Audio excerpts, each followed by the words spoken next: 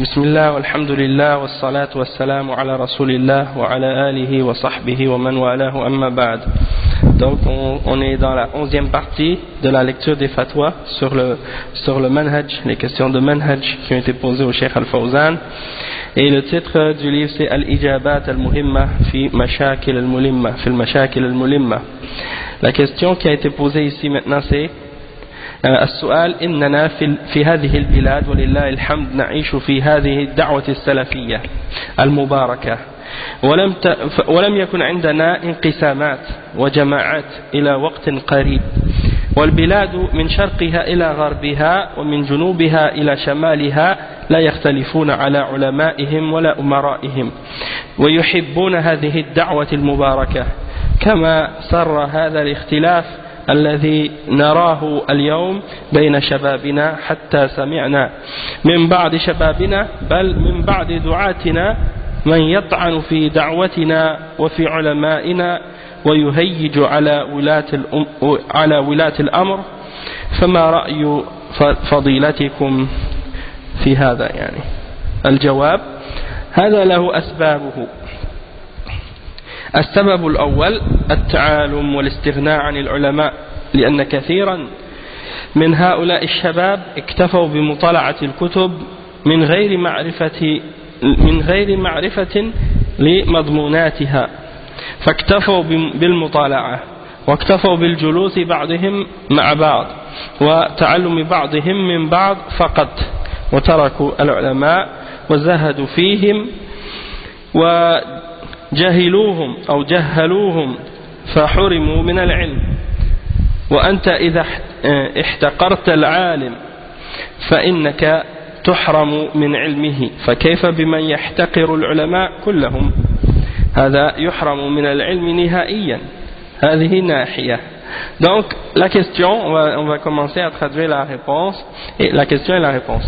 La question c'est, la personne pose la question, elle dit, nous sommes dans ce pays, alhamdulillah, on vit sous cette da'wa al-mubaraka qui est la da'wa salafiyya, et on ne connaît pas de division avant, ou de groupe. Jusqu'à une époque très proche, très récente, on ne connaissait pas de groupe ou de division à l'intérieur du pays. Tout le monde était uni sur la même voie. De l'est à l'ouest, du nord au sud, personne ne divergeait avec les ulama ou avec les responsables, les dirigeants. Et ils aimaient tous cette da'wa, cette da'wa bénie, qui est la da'wa salafiyya, la da'wa au Coran et à la sunna et à la compréhension des salaf de cette umma. Donc, on commence à voir maintenant qu'il y a des jeunes qui se réjouissent de cette divergence qui apparaît maintenant, et on a même entendu de la part de certains jeunes et même de certains parmi ceux qui sont associés à la da'wa qui commencent à critiquer ou attaquer cette da'wa, et qui commencent à attaquer les ulama et qui appellent les gens à la rébellion ou à la révolte contre les dirigeants. Quelle est votre opinion à ce sujet-là? Le cheikh il répond, il dit ça a plusieurs causes, il y a plusieurs raisons ou il y a plusieurs causes à ce phénomène qu'on remarque. La première, c'est que on remarque que des gens ils apprennent par eux-mêmes, ce sont des gens qui apprennent par eux-mêmes, et puis ils pensent qu'ils n'ont pas besoin des ulama. Ils pensent qu'ils n'ont pas besoin des ulama. Et beaucoup d'entre ces jeunes-là, ils se limitent uniquement à lire dans les livres, sans connaître réellement qu'est-ce que ces livres-là contiennent, et ils se limitent également à étudier et à s'asseoir les uns avec les autres pour apprendre les uns des autres seulement, et ils mettent de côté les ulama. Et ils même, des fois, qu'est-ce qu'ils font? Ils découragent les gens de se rapprocher des ulama, ils les éloignent des ulama, et ils déclarent même les ulama d'ignorants. Donc ils ont été privés de la science des ulama à cause de ça, parce que il dit le cheikh, parce que si tu méprises un savant, alors tu vas être privé de sa science. Alors que dire de ceux qui méprisent tous les ulama? Alors celui-là il va être privé de la science en entier. Et la deuxième cause, le cheikh il dit السبب الثاني بحكم تقارب البلدان ووسائل الإعلام التي يبث فيها كل شر وكل فتنة وكل دعاية أثرت في عقول كثير من الشباب. والسبب الثالث دعاة السوء الذين يتخللون في مجتمعاتنا ويأتون من هنا وهناك ويحملون أفكارا هدامة وينشرونها بين شبابنا. هذه الأسباب الثلاثة في نظري هي التي سببت الانعزال أو انعزال هؤلاء وادعاؤهم أنهم على علم وأن غيرهم جهال لا يعرفون شيئا. Donc le deuxième et la troisième cause, la deuxième c'est que il dit que maintenant les pays se sont rapprochés avec les moyens de communication et les médias qui font diffuser toutes sortes de choses qui sont mauvaises et des choses qui sont fitna. Et ça a eu un impact et ça a eu une influence sur la mentalité et l'esprit de plusieurs parmi les jeunes. Parce qu'auparavant, il n'y avait pas ces moyens de communication là, il n'y avait pas ces médiums. Donc, les gens étaient à l'intérieur du pays, ils n'étaient pas influencés par l'extérieur. Maintenant, il y a une ouverture, donc beaucoup de jeunes se laissent influencer par qu'est-ce qui vient de l'extérieur. Et des fois, ils vont jusqu'à mépriser qu'est-ce qu'ils possèdent comme guidance de l'islam ou comme science ou comme connaissance. Après, il dit as-sabab al-thalith, donc la troisième cause, c'est que certaines personnes appellent au mal et ils s'infiltrent à l'intérieur de la société et ils viennent par-ci et par-là avec des idées destructrices et ils commencent à les propager parmi les jeunes. Et donc ça, c'est les trois causes qui sont, selon moi, les causes qui font que ces jeunes-là se sont éloignés des ulama et qui prétendent posséder de la science et ils accusent les autres d'être des ignorants qui ne savent rien. La deuxième question, ou l'autre question, السؤال نرجو من فضيلتكم أن تبينوا لنا موقفنا من فرقة الشباب وطلبة العلم حول مواضيع تصدهم عن طلب العلم وتجعلهم ينالون من بعض العلماء ويتعصبون لآخرين لأن هذه مسألة هامة وقد تفشت وانتشرت بين طلبة العلم فما توجيهكم. Donc ça c'est une question importante. Ici il dit qu'on a remarqué que, ou bien on voudrait que vous clarifiez pour nous notre position vis-à-vis certains groupes de jeunes et certains étudiants qui au sujet de certaines questions qui éloignent les gens de la quête de la science. Donc des jeunes qui sont des jeunes et des étudiants en sciences islamiques, ils se laissent distraire par certaines questions et certains sujets. Et ça les empêche d'avancer dans la quête de la science de l'islam. Et ça les amène même à critiquer certains parmi les ulama et être fanatiques et suivre certains autres et critiquer ceux qui sont pas d'accord avec eux ou ainsi de suite. Donc ça c'est un sujet important et c'est répandu maintenant parmi les tulab al-ilm. Alors quel est votre conseil à ce sujet-là? Et vous allez voir, masha'Allah, comment le cheikh il répond. Et dans l'autre aussi, dans l'autre question qui suit, et la réponse, non, c'est pas, en tout cas, il y a vraiment des choses, des bonnes leçons pour nous. Le cheikh il dit al-jawab, يوم أن كان أهل هذه البلاد متربطين أو مرتبطين بعلمائهم شبابا وشيبا كانت الحالة حسنة ومستقيمة وكانت لا تأتي إليهم أفكار من الخارج وكان هذا هو السبب في الوحدة والتآلف وكانوا يثقون بعلمائهم وقادتهم وعقلائهم وكانوا جماعة واحدة وعلى حالة طيبة حتى جاءت الأفكار من الخارج عن سبيل الأشخاص القادمين أو عن سبيل بعض الكتب أو بعض المجلات أو بعض الإذاعات تلقاها الشباب حينئذ حصلت الفرقة لأن هؤلاء الشباب الذين شذوا عن المنهج السلفي في الدعوة إنما تأثروا بهذه الأفكار الوافدة من الخارج. أما الدعاة والشباب الذين بقوا على صلة بعلمائهم ولم يتأثروا بهذه الأفكار الواردة فهؤلاء ولله الحمد على استقامة كسلفهم الصالح.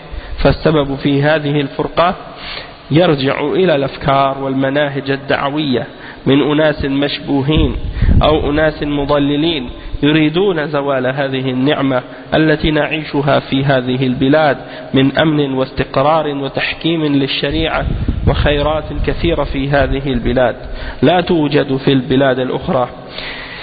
يريدون أن يفرقوا بيننا وأن ينتزعوا شبابنا وأن ينزعوا الثقة من علمائنا، وحينئذ يحصل والعياذ بالله ما لا تحمد عقباه. Donc le cheikh, on lui a posé cette question, donc il répond.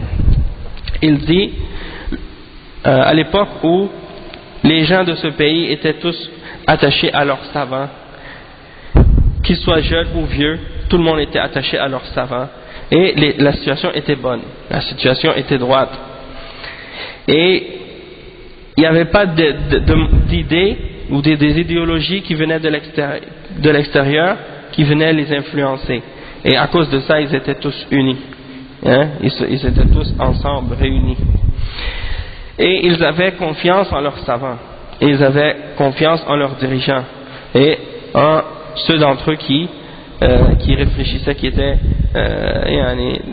qui possèdent la raison et la compréhension des choses. Donc ils avaient confiance en ceux qui étaient en charge de leur société, et ils étaient une seule jama'a, un seul groupe, et ils étaient dans une situation, une état qui était bonne jusqu'à ce que viennent ces idées de l'extérieur de la part de certains individus qui sont venus s'installer, ou par l'intermédiaire des livres ou de certains magazines ou de certaines chaînes de radio, et certains jeunes ont commencé à prendre ces idées-là, et c'est à partir de ce moment-là que la division s'est installée et a commencé à apparaître. Parce que les jeunes qui se sont déviés du manhaj salafi dans la da'wa, ils ont été influencés par des idéologies qui viennent de l'extérieur. Amma du'at, en ce qui concerne les gens qui font la da'wa et les jeunes qui sont restés reliés et accrochés à leurs savants, ils n'ont pas été influencés par ces idées qui viennent de l'extérieur. Et donc ceux-là, par la grâce d'Allah, ils sont restés droits comme leurs pieux prédécesseurs. Donc la cause de cette division, elle revient aux idéologies et aux méthodologies de da'wa qui sont venues de l'extérieur et qui sont venus par l'intermédiaire de certains individus douteux, certains individus qui appellent à l'égarement, qui sont égarés et qui veulent enlever de ce pays cette grâce dans laquelle elle est, dans laquelle on vit, c'est-à-dire la sécurité, la stabilité, l'établissement de la charia, le jugement selon la charia et beaucoup d'autres bonnes choses qu'on ne retrouve pas dans les autres pays. Donc ils veulent nous diviser entre nous, et ils veulent nous enlever nos jeunes, et ils veulent enlever la confiance qu'on a en nos ulama, et à partir de ce moment-là, qu'est-ce qui arrive, qu'on demande à Allah de nous préserver de ça, il y arrive des choses dont la conclusion n'est pas louable. Donc il faut que nous, les ulama et les du'at et les jeunes et les gens en général, il ne faut pas qu'on accepte ces idéologies qui viennent de l'extérieur et ces principes qui sont douteux, qui viennent de l'extérieur. Même si elles se donnent l'apparence d'être la vérité et d'être quelque chose de bien. Libas sunnah, même si elle se donne l'apparence ou l'apparence extérieure qu'elle est une personne qui est sur la sunnah. فنحن لسنا على شك من وضعنا ولله الحمد ونحن على منهج سليم وعلى عقيدة سليمة وعندنا كل خير ولله الحمد فلماذا نلتقي الأفكار الواردة من الخارج ونروجها بيننا وبين شبابنا. Donc il dit, on n'a pas de doute en ce que Allah subhanahu wa ta'ala a mis chez nous, par la grâce d'Allah, nous sommes sur un manhaj qui est propre, qui est correct, et une aqidah qui est propre, et on sait qu'il y a beaucoup de bien chez nous, par la grâce d'Allah. Donc pourquoi dans ce cas-là on prend les idéologies qui viennent de l'extérieur et on les propage parmi nous et parmi nos jeunes? Donc il dit فلا زوال لهذه الفرقة إلا بترك هذه الأفكار الواردة والإقبال على تنمية ما عندنا من الخير والعمل به والدعوة إليه. Donc il dit qu'il n'y a pas de moyen de régler cette question de division. Et quand le cheikh il parle de ces divisions qui existent dans la société, il parle de l'Arabie Saoudite, mais il ne faut pas penser que ça se limite à l'Arabie Saoudite, puisque ça s'applique à tous les pays musulmans, hein? Tous les pays où il y a des divisions entre les musulmans, des divisions même entre les hommes aussi. Parce que si les gens sont divisés, c'est toujours à cause de leur croyance, c'est toujours à cause de leur aqidah, à cause de leur manhaj. Donc s'ils ne sont pas sur la bonne aqidah, s'ils ne sont pas sur la bonne croyance, s'ils ne sont pas sur la bonne pratique, la bonne religion, c'est sûr qu'il y aura des divisions entre eux. Et pour régler ça, il faut les ramener à la vérité, il faut les ramener à la bonne compréhension du Coran, à la bonne compréhension de la Sunna et à la compréhension des salafs de cette Ummah, et avec l'aide des ulama qui vont nous aider justement à avoir cette compréhension-là qui va être correcte. Sinon, c'est certain que dans n'importe quelle société, si on ne s'accroche pas à ça, il y aura des divisions et des divergences. Le problème, c'est que dans certaines sociétés, on ne le remarque pas parce que les gens qui sont sur la sunna sont une minorité, sont petits, sont peu nombreux. Tandis que en Arabie Saoudite, par exemple, on voit la différence, puisque le pays a été établi sur une da'wa qui est claire, et sur une compréhension du Coran et de la Sunna qui est claire. Et donc quand les idées de l'extérieur sont arrivées, on a vu la différence, on a vu la conséquence, on a vu l'influence que ça a eu et les problèmes que ça a causé, hein, puisque c'est une société qui était nouvelle, qui était dans le sens elle commençait à se développer. Et là on voit les effets maintenant encore plus aujourd'hui, hein, puisque je suis allé dernièrement en Arabie Saoudite, le mois passé, subhanallah, et il y a beaucoup de malgré qu'il y a les ulama et qu'il y a la da'wa, qu'il y a les tulab al-ilm, qu'il y a tout ça, mais malgré tout il y a des gens de bid'a aussi là-bas, il y a des hizbiyin parmi les Saoudiens, parmi les étrangers qui continuent à faire leur da'wa et à propager leurs idéologies qui sont contraires à la sunna. Et même quand on rentre dans certaines librairies islamiques, on retrouve leurs livres qui sont vendus, qui sont on les met en avant des autres, hein? Donc on est étonné par la suite, on dit mais subhanallah, comment ça se fait dans cette librairie, dans ce pays, un pays où les ulama sont tous salafis, où ils appellent au Coran et à la Sunna et à la compréhension des salaf salih, et puis après on rentre dans une maktaba, on retrouve des livres où on vend des choses de bid'ah, hein? Et même je suis allé dans une exposition de livres à Médine, ils ont fait venir des livres de tous les pays, une exposition internationale, plein de pays arabes qui venaient, ils ont amené leurs livres avec eux. Parmi les livres on trouvait des livres de philosophie, des livres de bid'ah, des livres des Shia, des livres des Asha'ira, des livres des Maturidiyya, des livres de Ilm al-Kalam, hein? Donc tout ça c'est des exemples de comment ça s'infiltre dans les sociétés, hein, ces choses-là et ces idées-là. Et petit à petit, qu'est-ce qu'ils font? Ils propagent ces choses-là pour égarer les gens.